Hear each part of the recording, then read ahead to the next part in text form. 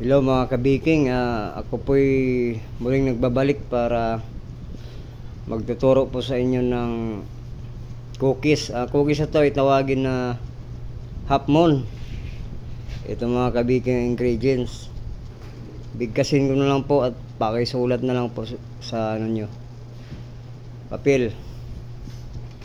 Ito po kabiking, unahin natin ng tubig. Yung water natin ay 1 kilo at 1/4. 1 kilo at 1/4 po ang tubig natin.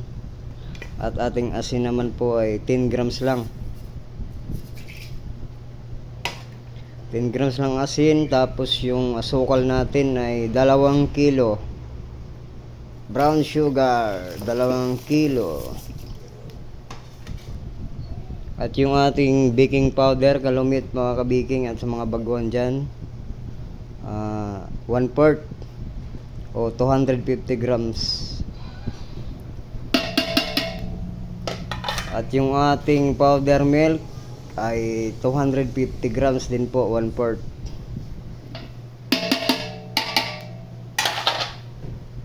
At yung ating margarine mga kabiking ay 1 kilo at kalahati. Kaya mababa yung asin kasi maalat na tong margarine natin.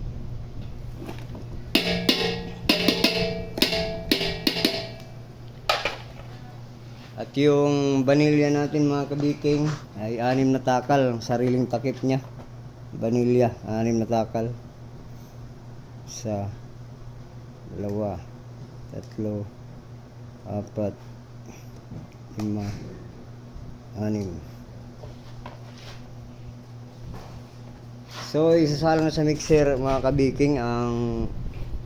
Ikotin lang natin ng 2 minuto para matunaw yung asin niya at saka asukal, para ma-mix lahat. Tapos ang gamit na harina po ay 3rd class. Ang gamit ko po 3rd class, 6 na kilo po ito, amigo. 6 na kilo. So paikotin ko na to sa mixer mga kabiking at sa mga baguhan dyan. Maraming salamat sa inyong mga nagpo-full support dyan. Papatuloy ko po ito ang pagtuturo ko sa inyo hanggat andyan kayo.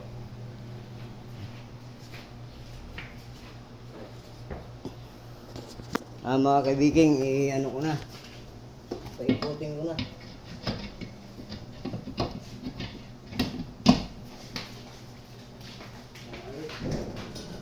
Ayan mga kabiking, pinaano ko na, pinaikot ko na. 2 minuto lang po, tapos ibubuhos natin yung harina na 3rd class, 6 na kilo.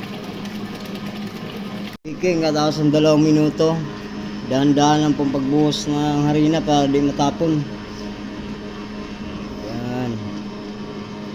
Dahan-dahan lang po kabiking hanggang sa maubos ang harina. Huwag lang biglain para di po maubos, di po masayang yung harina natin. At yung natin mixer ay naka slow muna.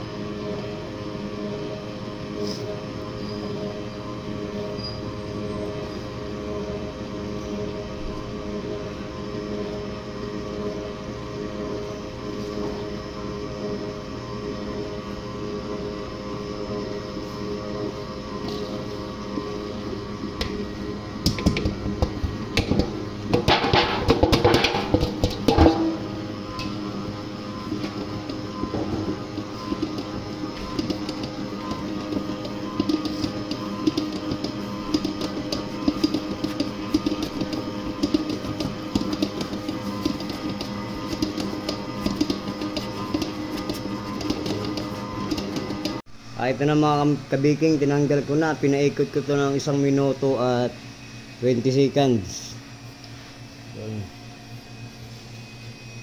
Ganito lang siya. Ganito lang siya ka pino, pinong-pino na po siya. Pwede itong mano-mano kabiking kung wala kayong mixer. Hintayin nyo lang na mapino.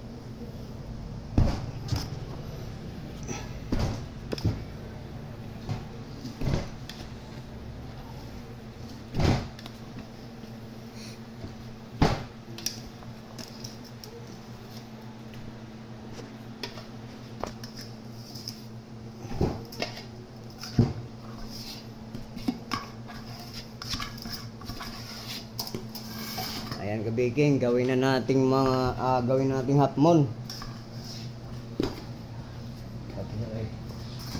Isa. Ayan kabiking, gawin nating hapmon. Pero wala natin kabiking, ganyan, roll. Yan. Tapos pahabain natin mga kabiking. Lagyan lang po natin ng harina para di didikit.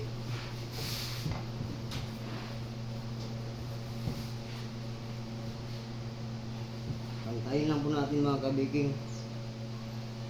Para pantay din ang kanyang ano. Para dali ko itong gawin. Tapos press lang po natin mga kabiking, press. Yan. Pag ganyan lang mga kabiking.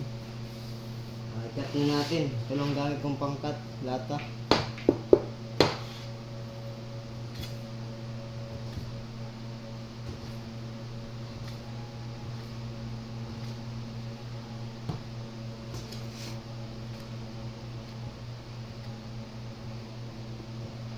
Yan mga kabiking. Tapos ako na haloy.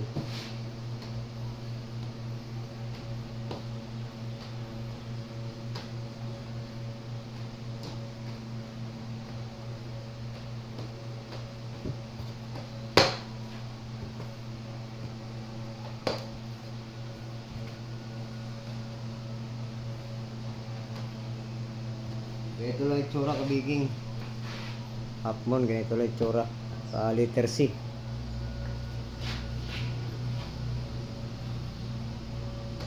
Yan. Pagkatapos kabiking, lagyan lang natin ng ano. Lagyan lang natin ng itlog. Ang itlog kabiking, ginawa ko nito, nilagyan ko ng 2 tablespoon na ano, vanilya para ang itlog po di lalansa. Ilagyan ko to ng food color kabiking. Kulay yellow na food color. Yan. Ito mga kabiking, pagkatapos nilahidan, pwede na isalang to, diretso salang to kasi hindi na kailangan pinapaalsa pa to. Salang agad to. Ayan mga kabiking. Ready na po to sa ano. Ready na po. Isasalang na po namin agad to mga kabiking. Hintayin nyo na pag naluto kabiking. Ayan. Mga kabiking, isasalang namin ang ating hapmon. Mahina lang ang apoy nito mga kabiking para atigas po siya pag naluto. Lulutuin po natin to ng 40 minutes mga kabiking. Dahan na po apoy para maganda ang kanyang pagkaluto. Ayan, hintayin na lang po natin mga kabiking ng 40 minutes. Marami po yung kabiking, di pa tapos to. Marami kasi 6 na kilo to eh. Kaya malaki din ang kikitain nyo rito pag ito ang ginawa nyo mga kabiking. Maabot po to ng 300 plus peraso. Mga kabiking at sa mga baguhan dyan, hanggat andyan kayo, pagpatuloy ko po ang aking pagtuturo hanggat nandyan kayo. Maraming salamat po at huwag niyong kalimutan mag-subscribe at pindutin ang bell notification. Maraming salamat po mga kabiking dyan sa mga full support. Maraming salamat. Sa susunod po uli. Ito na mga kabiking, luto na yung ating hapmon. Ayan, ganyan lang po ang itsura ng hapmon. Ayan po mga kabiking, hintayin na lang po lumamig para may ibinta na po natin. Ayan. At yung iba hilaw pa mga kabiking. Ito yung iba hilaw pa. Ayan.